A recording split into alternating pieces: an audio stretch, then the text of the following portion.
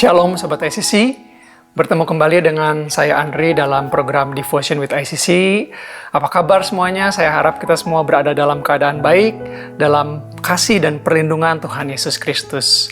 Yang menjadi judul dari perenungan kita hari ini adalah diberikan tugas.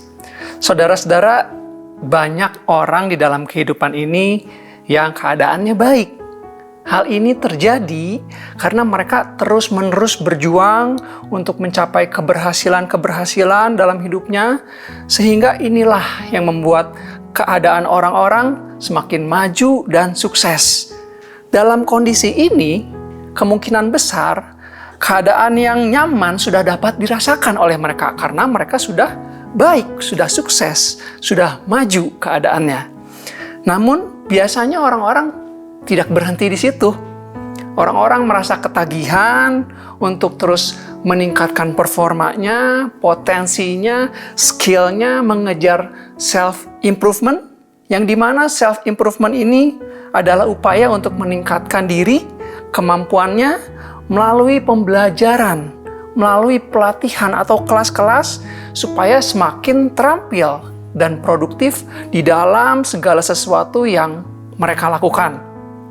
Tidak heran mengapa banyak orang melakukan seperti itu, karena dunia ini tidak pernah berhenti untuk berkembang.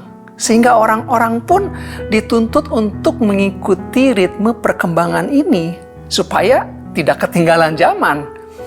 Manusia berlomba-lomba untuk mengembangkan dirinya, ya, untuk mengupgrade skill, berusaha terus naik level, memaksimalkan setiap potensi yang ada padanya. Semua ditempuh untuk mendapatkan kehidupan yang lebih baik dan lebih baik lagi. Manusia terjebak di dalam pola ini ketika mereka hanya berfokus untuk mengejar, untuk menjadi siapa yang terbesar dalam hidupnya, memiliki harta banyak, memiliki posisi yang baik, membuat orang lain terkesan, dan pada akhirnya menuai banyak pujian. Mungkin pada saat posisi tersebut, manusia akan cenderung merasa tidak memerlukan orang lain dalam kehidupannya. Ya, yang ada malahan mereka mencari cara yang tepat bagaimana cara untuk menikmati seluruh hasil usahanya ini. Ya, ketika manusia hanya berfokus kepada dirinya sendiri, maka tidak akan ada waktu untuk memikirkan orang lain. Pertanyaannya adalah, apakah Tuhan menciptakan kita untuk mengejar itu semua? Mari kita baca sebuah firman Tuhan untuk merefleksikan kebenaran ini atau keadaan ini. Diambil dari Lukas pasal yang ke-13 ayat yang ke-6 sampai ke-9. Saya bacakan.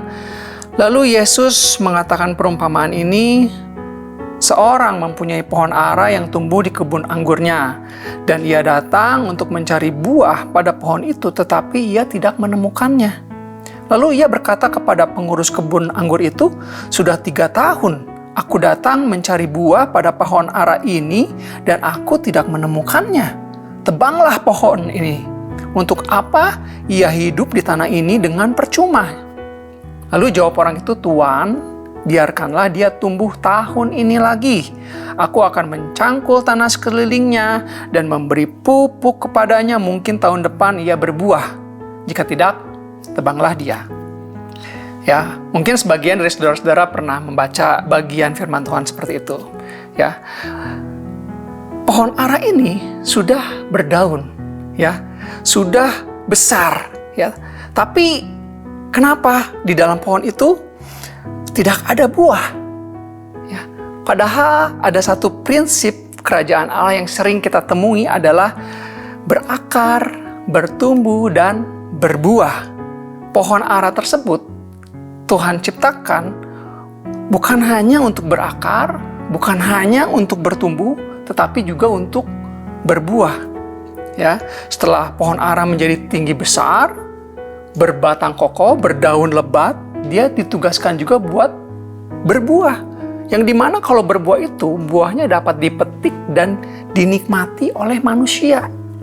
Itu tugasnya. Kalau tidak berbuah, maka dia tidak melakukan tugasnya dengan baik. Sama seperti kita manusia, ya. Kita diciptakan bukan hanya untuk mengakar dan bertumbuh saja. Kita juga harus berbuah. Manusia bertumbuh, which is mengembangkan diri, itu sangat baik. Diperlukan dan harus, ya, kita harus rajin. Tapi jangan lupa bahwa setiap kita juga diberikan tugas oleh Tuhan untuk berbuah. Sama seperti pohon ara tersebut. Setelah semua yang kita upayakan dalam mengimprove diri, mengejar cita-cita, kesuksesan, keberhasilan, kita juga perlu untuk memberikan manfaat bagi orang lain. Berbuah itu adalah menjadi berkat buat orang lain dan bukan hanya semuanya dinikmati oleh sendiri saja. Ya, mari kita baca ayat lainnya. Saya ambil dari Efesus 2 ayat yang ke-10 versi NLT FIYH. Allah sendirilah yang menjadikan keadaan kita seperti sekarang ini dan memberi kepada kita hidup baru dari Kristus Yesus. Sejak dahulu sudah direncanakannya agar hidup ini kita pakai untuk melakukan perbuatan yang baik. Wah, saudara-saudara, ternyata keadaan baik yang kita alami sekarang ini bukan hasil dari apa yang sudah kita upayakan selama ini loh. Ya, meskipun ada rasanya seperti itu, tapi kalimat pertama di ayat ini jelas menyatakan bahwa Allah sendirilah yang menjadikan keadaan kita baik seperti sekarang ini. Dan lebih daripada itu, kita punya kehidupan baru di dalam Kristus Yesus. Tidak peduli masa lalu kita seperti apa, rusaknya, bengalnya, nakalnya, bandelnya. Tidak peduli apakah kita layak untuk menerima kebaikan Tuhan atau tidak, tetapi Tuhan tetap memberikan kehidupan yang baik untuk setiap anak-anaknya. Kenapa? Karena Dia mengasihi kita, saudara-saudara. Dan jangan lupa bahwa semua yang kita miliki, semua hal baik dalam hidup kita, itu adalah pemberian Tuhan. Tapi ayat tersebut tidak berhenti di situ aja ya. Ada lanjutannya di kalimat kedua dikatakan, sejak dahulu sudah direncanakannya. Artinya apa, Ndri? Sudah diaturnya, sudah didesainnya, sudah diberikan tugas agar hidup ini kita pakai untuk melakukan perbuatan yang baik. Ada pekerjaan yang sudah Tuhan tetapkan buat setiap kita. Bahwa kenapa kita ada di dalam bumi ini, yaitu untuk memberikan sumbangsih kita kepada sesama dengan berbuat baik, dengan melayani mereka. Oh, ternyata Tuhan tidak hanya ingin kehidupan anak-anaknya sekedar baik, tapi Dia juga ingin supaya kita membagikan kebaikan itu, skill kita, pengalaman, waktu, tenaga, materi kita yang bisa kita berikan kepada orang lain yang membutuhkan. Kita tidak diciptakan oleh Tuhan hanya untuk memakai sumber daya, bukan hanya untuk makan, bernafas, pergi bermain ke alam, bukan hanya untuk itu, bukan hanya untuk menu-menuhin bumi, ya.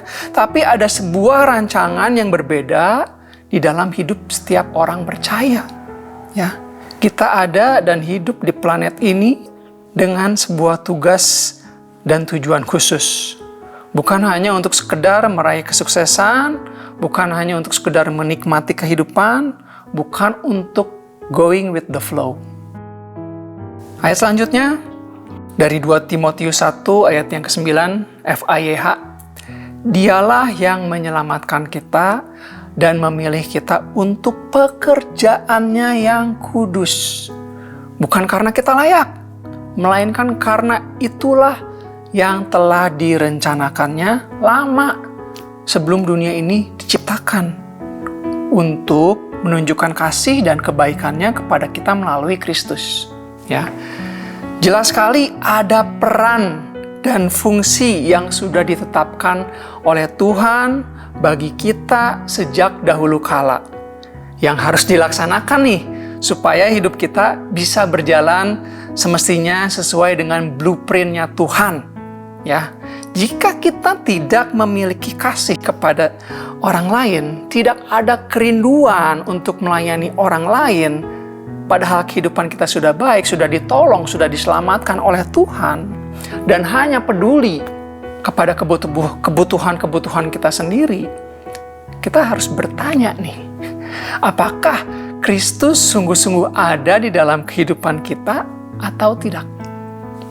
Karena hati yang diselamatkan adalah hati yang ingin melayani, hati yang ingin bersyukur, hati yang berterima kasih atas semua pemberian Tuhan yang sudah kita terima dan nikmati. Ketika mendengar kata melayani atau pelayanan, bukan berarti yang harus melakukannya adalah pendeta saja, full-timer saja, rohaniwan saja, bukan. Ya, tetapi Allah berkata bahwa kita semua, setiap anak-anak Tuhan yang adalah anggota keluarga Allah, yang sudah dipilih untuk percaya kepada Tuhan Yesus, di dalam diri kita ada pekerjaan, ada tugas yang harus dilakukan, diselesaikan. Jadi jika kita saat ini seorang Kristen, maka kita harus do something, yaitu melayani sesama kita. Memberikan apa, Andri? Memberikan dampak, pengaruh, manfaat, pertolongan buat orang-orang yang Tuhan tempatkan di sekeliling kita. Ya, jika kita melakukan perbuatan baik untuk orang lain, dengan perbuatan yang sama itu, sebenarnya kita bukan hanya melayani manusia saja, tetapi kita juga sedang melayani Tuhan dan memuliakan Tuhan. Ya, sesuai dengan apa yang menjadi rancangannya atas hidup kita. Ya, sama seperti Yesus Kristus datang ke dunia ini, dia datang bukan untuk dilayani, tetapi dia datang untuk melayani. Bahkan dia memberikan nyawanya sebagai tebusan bagi banyak orang. Mari, saudara-saudara, kita berfungsi sesuai blueprint kita. Kita memberikan dampak dan makna dan kebermanfaatan buat orang lain. Mari kita berdoa. Bapa, kami bersyukur untuk boleh terus diingatkan oleh firman-Mu. Kami bisa saja terbawa arus dunia ini yang menuntut kami untuk selalu berkembang seiring dengan perubahan zaman. Tapi kami hari ini belajar bahwa di tengah kesibukan dan kesuksesan kami yang adalah pemberian-Mu, ada tugas yang Tuhan berikan untuk kami, setiap orang percaya, yaitu melayani dan memberikan perbuatan baik kami untuk orang lain menjadi berkat bagi sesama kami. Sebab Engkau pun rindu untuk mendapatkan buah dalam kehidupan kami. Ajar kami, Tuhan, untuk tidak egois, tapi mau menggunakan sebagian dari hidup kami untuk memperhatikan dan menolong sesama kami. Karena itulah yang Tuhan inginkan, dan itulah yang menjadi rancangan Tuhan atas hidup kami. Materaikan kebenaran ini dalam hati kami, Tuhan, dan berikan kepada kami keberanian, kerelaan untuk melakukannya. Demi nama Tuhan Yesus, amin. Sampai berjumpa di devotion yang selanjutnya.